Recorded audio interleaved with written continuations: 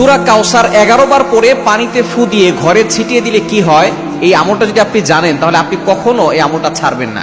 সূরা কাউসার হচ্ছে পবিত্র কোরআন কারীমের ছোট্ট একটি সূরা।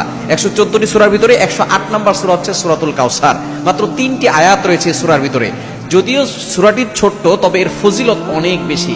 আপনি যদি সূরা কাউসার 11 বার পড়তে পারেন, কিভাবে আমল করবেন আমি বলে দিব, তবে কি কি উপকার পাবেন সেটা আমি বলে দিচ্ছি। নাম্বার 1, 1 নাম্বার হচ্ছে এই আমলটা করার মাধ্যমে আল্লাহ তাআলা আপনার ঘরের সকল অভাব দূর করে দিবেন। দ্বিতীয় নাম্বার হচ্ছে আল্লাহ পাক রব্বুল আলামিন আপনার ঘরের ভিতরে বরকত দান করবেন।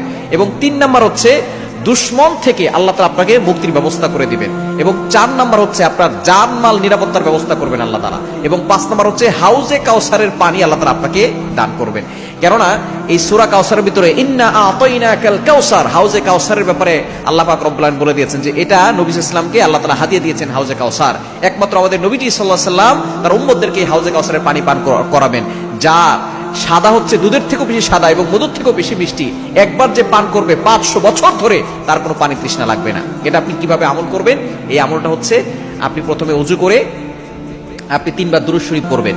এরপরে হচ্ছে আপনি সূরা কাউসার 11 বার পড়বেন। শেষে আবার 3 বার দুরূদ শরীফ পড়বেন, পরে আপনি পানিতে ফু দিয়ে ওই পানিটা খাবেন।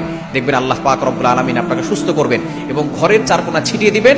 ওই ঘরের ভিতরে অভাব থাকবে না, ঘরের ভিতরে অভাব দূর হয়ে যাবে, বরকত চলে আসবে এবং দুশমন কোনো ক্ষতি করতে পারবে না। কেননা এই সূরাটা এমন সময় নাজিল হয়েছিল, নবীজি সাল্লাল্লাহু আলাইহি সাল্লামকে যখন কাফের